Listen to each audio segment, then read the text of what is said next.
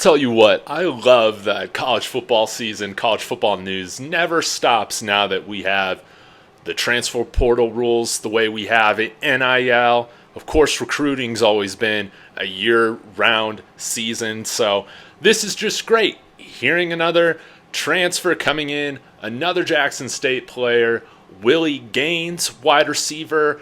He had over 400 yards last year, 5 touchdowns, speedster, a little bit smaller of a guy. I think he's 5'7", 170 pounds, but he's going to be used in all these different ways within the Sean Lewis offense. Again, he's another one of these guys that we can just get the ball in space and allow him to do his thing. This is extremely exciting. Welcome to my channel. I'm David. I talk Buffs. I talk Coach Prime Deion Sanders, all from the perspective of a local CU alum. So as we get started here, got a few things to cover that I'm really pumped about. Hit that like, let me know your thoughts in the comments, and of course hit that subscribe if you haven't yet. We're almost at 1,000. I had a dream last night that I hit 1,000, so it's got to happen soon. Really appreciate your journey here with me. But yes, let's talk a little bit more Willie Gaines and some of these Jackson State players that haven't necessarily committed yet. I was watching a video from Life in Football. I'll link that here in the description. He's one of my favorite guys to follow, and some of y'all in the comments have also mentioned him as well. This guy knows his stuff. He's from Florida. He knows a lot about these Florida kids even before they're going into college because he's seen them in high school. I mean, this guy's extremely knowledgeable, and definitely with Coach Prime bringing a lot of Florida players, he's absolutely a must follow for you, so go follow him. But he was talking today, he brought up a great point, or it might have been yesterday, about how WR Sanders is totally recruiting all of these JSU guys. And that has to be the case. He brought up another great point about how Willie Gaines and a lot of these other Jackson State players, I mean, you even see it with the long snapper, the FCS All-American long snapper that transferred in a couple months ago, which I think is non-scholarship. I don't think we normally give scholarships to long snappers, but again, Coach Prime's a father figure to a lot of these guys. They want to be here.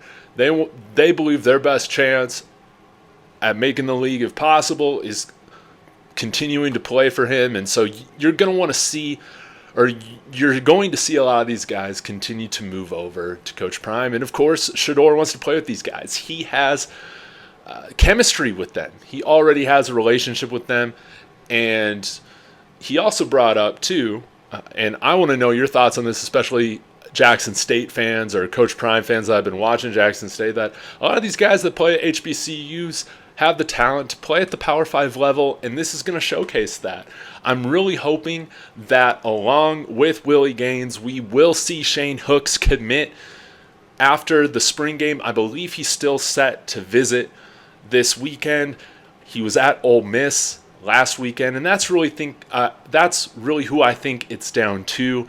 Is it going to be Ole Miss? Is Shane Hooks going to want to go to the SEC, play with Jackson Dart, one of those other quarterbacks? Or does he want to continue to play with WR Sanders? I mean, our wide receiver room is stacked. We got Travis Hunter, Jimmy Horn, Xavier Weaver's going to be coming in. We got Willie Gaines. We have returnees such as Montana Lamonius Craig. We got Jordan Tyson. Some of the freshmen. Asad Wasim is already on campus. I'm very high on him. We have Jacob Page coming in. We got the guys. Jordan Onavue, I think is how you pronounce it. We got the kid from St. Thomas Aquinas that I've done a video on. We have the 4-star wide receiver recruits coming in, Omarion Miller and Adam Hopkins. Hopefully Shane Hooks announces. I mean, this is going to be stacked. We got walk-ons such as Caleb Mathis that can play. So I love this. And hopefully Wilkerson, he's also coming into that running back room as well. I mean, he might challenge Cavassier Smoke as one of those main guys. I do think Dylan Edwards is going to get a lot of time his freshman year coming up. So it might kind of be a three-headed monster. But again, Deion Smith is not a slouch. We got Hankerson. We need depth at the running back position. Football is a physical sport. You want to have guys that can play that next man-up mentality. So, extremely exciting.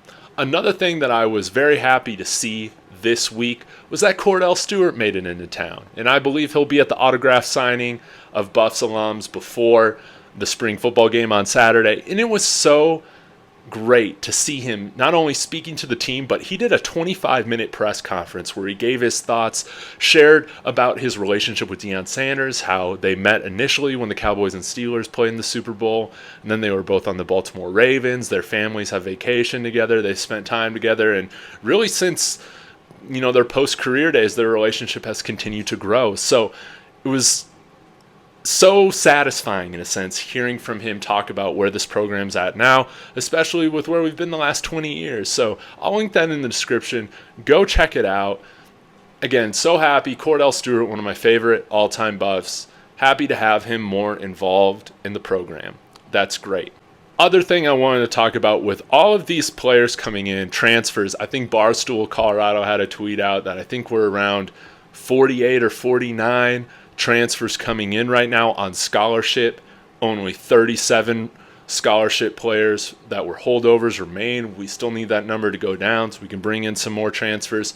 And I mean, we were already over that limit kind of going into this season anyway. So hopefully we can get guys like Bear Alexander. I think there's another defensive line from Georgia transfer that entered the portal. So, I mean, if we can get some more SEC guys, that would be ideal because, again, we need to build up this defensive line. That needs to be number one priority, numero uno, making sure we lock that up in this transfer portal season.